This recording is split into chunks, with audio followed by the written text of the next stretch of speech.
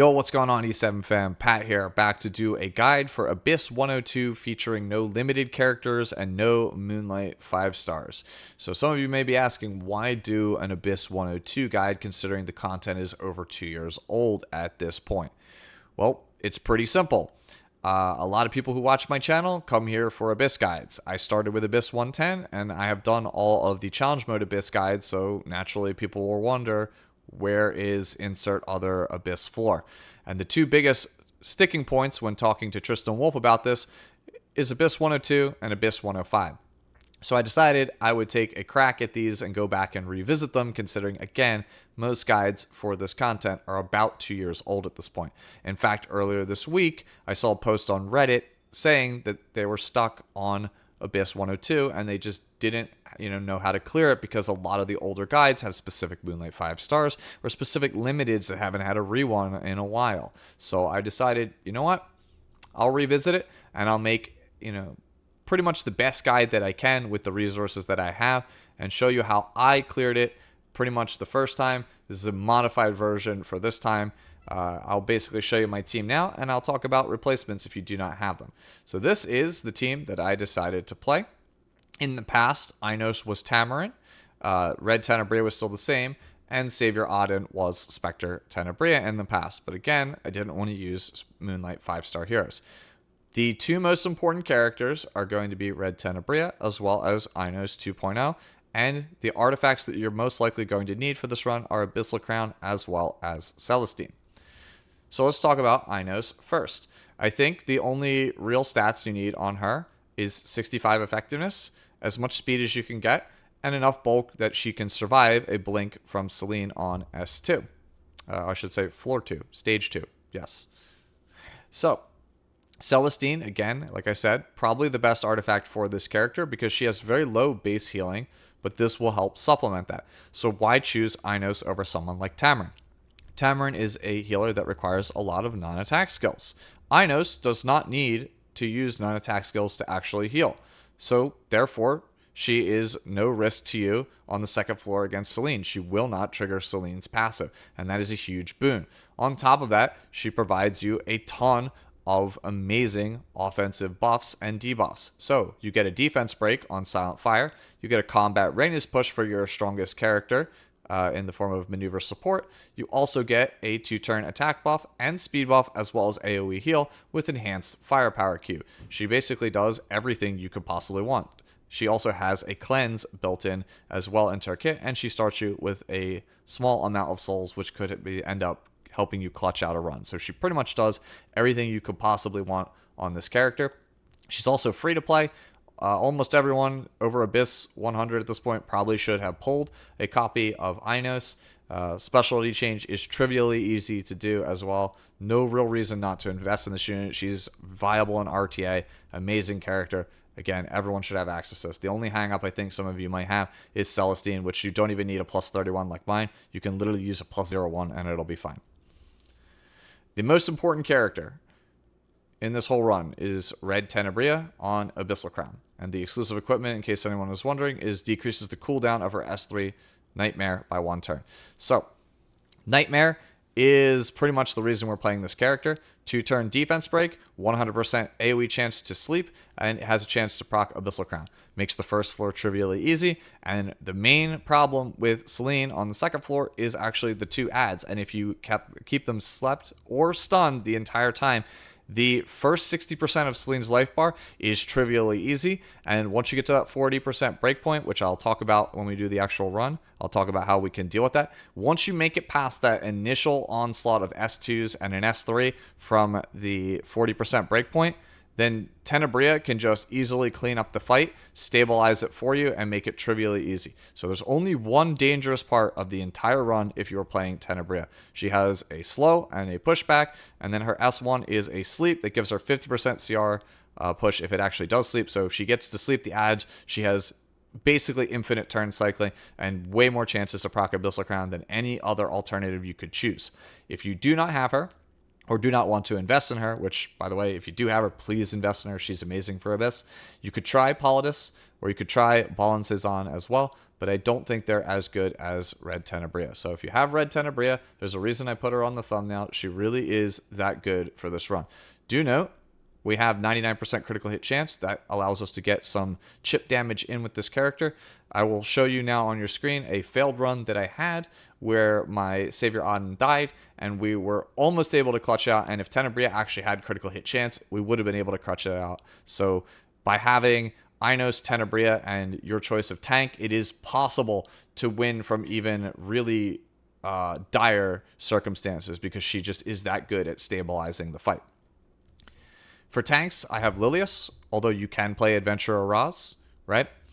The main reason I chose Lilius is because the thread on Reddit, somebody was saying that Lilius wasn't really good, and since her rework, she's not really a viable choice for this. So I kind of wanted to prove, hey, yes, you can absolutely play Lilius for this thing.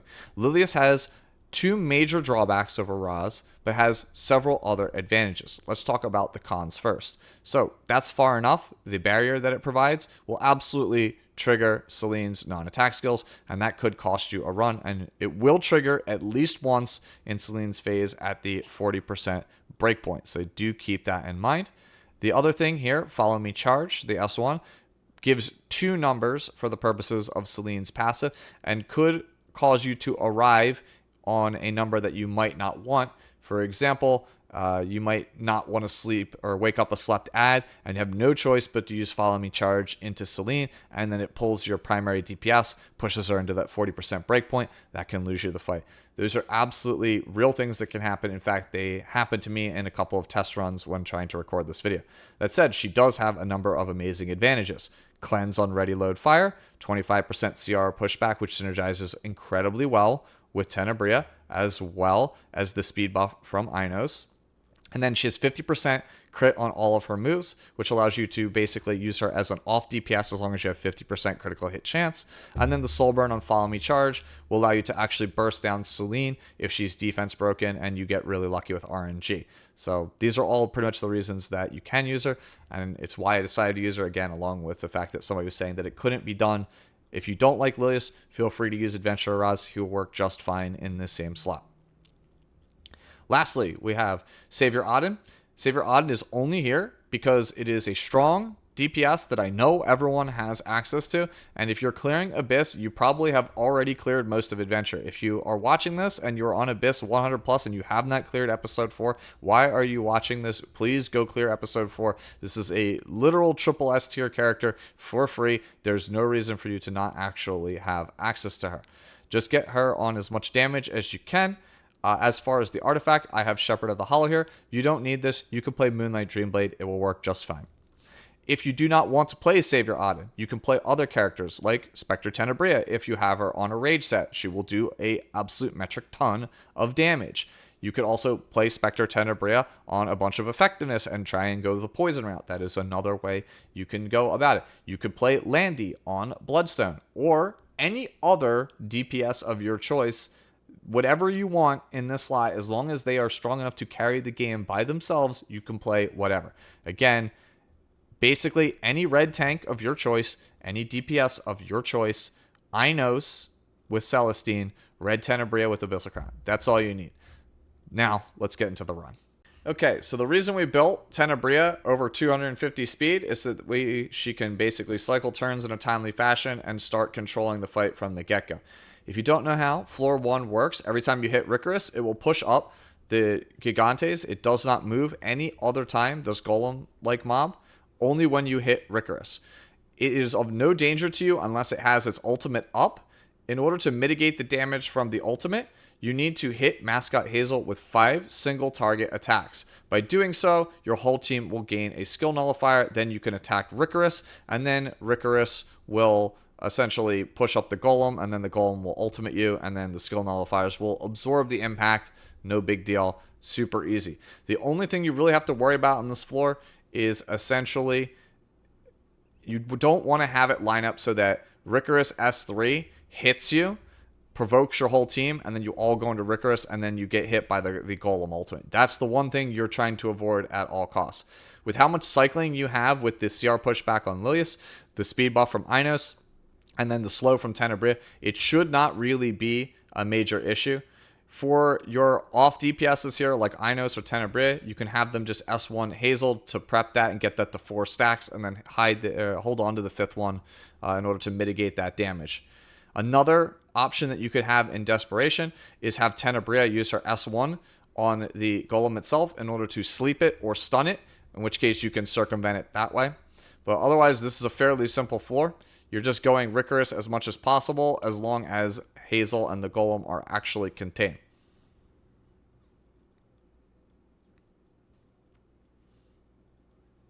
So you can see we're at 3 stacks here. RNG is pretty favorable to me in this actual clearer. But I assure you in some of the other runs, it wasn't as favorable. But again, as long as you play it safe, manage your stacks on Hazel appropriately, sleep or stun the Golem if needed, and then just go into Ricorous at the opportune times, it should be fairly easy. So you can see we get that there. See, we got the sleep there on the Golem. Huge CR push, which is why we're playing this character. Decide to save the S3 here for the next floor. Get the Death Break. And then we pop Smite of Salvation just to actually try to move to next phase as quickly as possible. Fails to kill. Now you can see if this wasn't really low, I might be in a pretty interesting situation because you see my whole team is now provoked.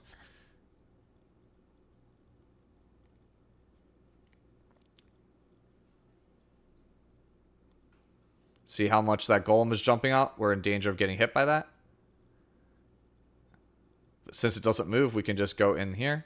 And then I'm confident my damage on Auden. Kill it, move to next phase. Okay. Same start here on the second floor. We're just going to jam our S3. Try to sleep the ads. If all of the ads are slept, we're going to choose not to use Inos S3. So they are. So we won't take the speed buff, and we'll just go into Selene. Whenever possible, the numbers you'll see next to Selene's life bar, you want to leave it on 3. Whenever anyone on your team or the enemy team uses a non-attack skill, Selene will counter. If the number is 1, it will go into the highest attack character. If it is 2, it will be a random character. If it is 3, it will go into your highest health character, which should be your frontline tank. So 3 is the safest option. If you're unsure or you need basically RNGs to save you, go for 2. 1 is never where you want to be because usually your carry is very squishy and will die in 1 hit. So 1 is a super dangerous number. Try to leave it on 3 if possible. Otherwise, leave it on 2. Notice how I am using the S1 on both Inos for the defense break and then also Tenebria for the sleep on the ads. This is really important. We're doing this simply to basically whittle them down so that way we can kill them and put them into stun status as a result to avoid them from having using a non-attack skill when we want, or just again sleeping them so they miss their turn. We're just trying to make sure that they don't get real turns, either by depleting the life bar or sleeping them or stunning them. And when there's no risk of them having a turn, then we want to just go into Selene. So we go in for a defense break here. So since Selene is defense broken and I have my strongest skill up, I decided to just fire it off here if you're wondering why. Now we get a slow pushback. So now you see the light ad is in such a spot that we can easily stun it. And since it's going to probably go before Inos, we just stun it here. Try to death break that. Try to sleep it. We're just having our DPS go into Selene whenever it's death broken. But you'll notice that once we get to around 45 to 50%, we're going to massively pull back on our DPS. Because the only really scary part with this team composition is the 40% breakpoint, where the ads immediately fire off, they cleanse all of their debuffs and start firing off a bunch of non-attack skills, which will mean Selene will do a massive amount of damage to your team. And she'll, again, focus on whatever character that number is on. So we want to line it up so that way the last attack that pushes Selene into the 40% mark is 3, when we have our tank at full health, or 2 in a very dire scenario. So you can see there, knock the ad into stun, super easy.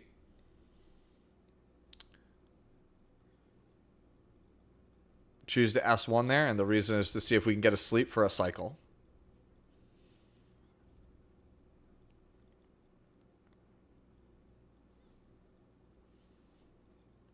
So Celine is coming up on her first S3, and this is one of the scariest things about her, is that her S3 does a ton of damage and can absolutely kill players that don't have good gear on their characters. So if you die to Celine's S3, that's just bad RNG. You just got to reset, or you just have to re-gear your character so they're a bit tankier. So again, see how we're prepping this light one to go back into stun if we need it.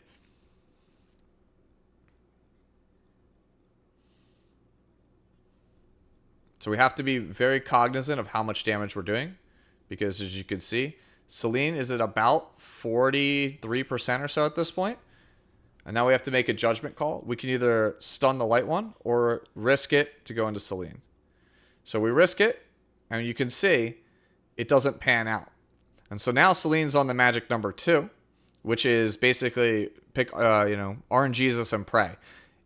If you have, better positioning on the CR bar, you can absolutely get it on 3 here, and it will be much easier for you. So we survived the first 2 blinks, and now as long as this goes into our tank, we're fine, which it has an increased chance because they're in the front line. Again, the safest option is to have the number 3 there. If that happens, then they will all go into Lilius, and she should be plenty tanky and easily survive all of the S2s and the S3s. So now that we have exhausted the 40% breakpoint from Celine, basically the scariest part of the fight, it's just about controlling the ads. As long as we can control the ads and never let them get an ultimate, we are golden. So we get that one slept, and you'll notice we're not going to use our speed buff here. We want to keep that one slept. Tenebria is going to cycle back around. We soul burn on here with our Lilius to try to get a potential sleep. I'm just showing you guys this in the clear so that way you are aware that it is an option. It was not necessary for me to do that actually in that run. I just wanted you to know that you can soul burn Lilius repeatedly. Eat all of your souls to have a chance at RNGing out a Abyssal Crown or a sleep.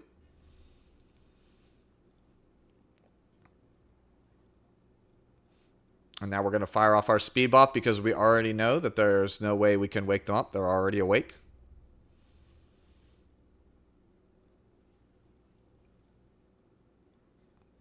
And then we go back into Nightmare and sleep them. And at this point, once you have these ads unlocked so they can't get a turn, they're slept and stunned, this is basically a wrap. Celine is no longer a danger to you at all unless she has her S3 up.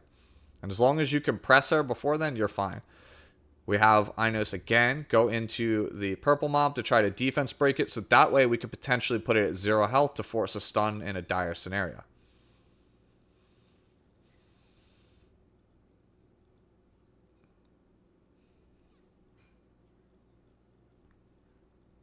Unfortunate hit here. We decided to go for the sleep instead of waking up the one ad. We get an Abyssal Crown stun. So now we just have free reign because this cycle the ads are not going to do anything. Defense broken Celine. S3 is up. Just use it for the big damage. The big deeps, if you will.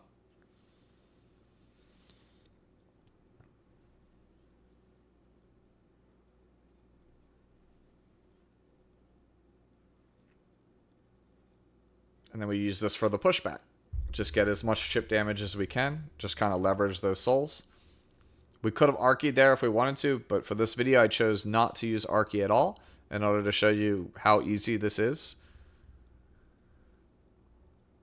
So look, everything is slept again or stunned, so we just go all face into Celine. And see, Celine's not really doing much of anything. We just have to worry about this S3 coming up, and if everyone's topped off, then we should be fine.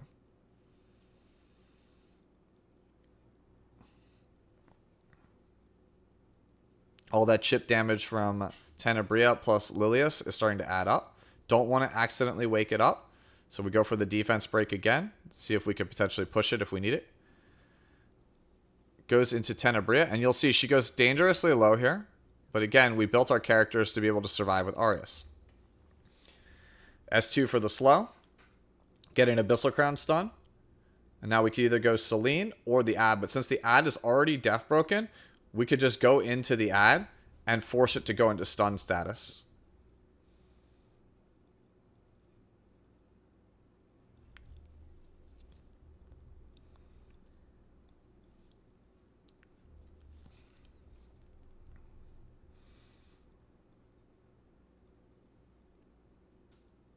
Yep, so it's slept again.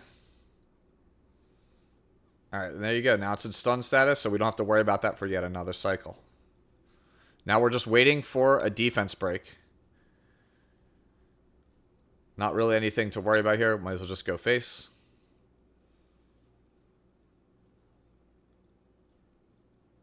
Try and sleep the ad. Failed.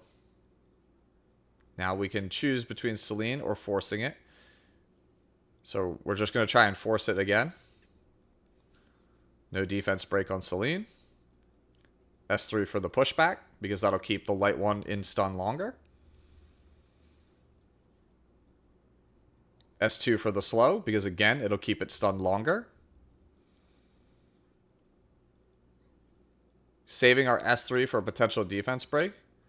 Push it into stun to push it back. Keep it out of the fight even longer. Notice how all of the ads have had this ultimate forever, but we've never let them take a turn. And therefore, the fight has become trivial as a result. So now we soul burn. And then we soul burn again. Get more chip damage. And then we S1 again. And then Odin's turn should be coming up in a second. And then we jam smite.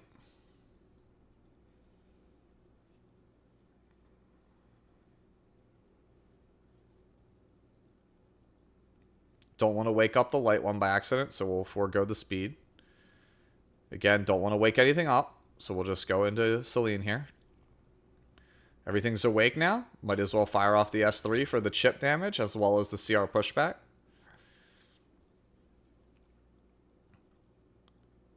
They're already awake, so might as well get the attack buff.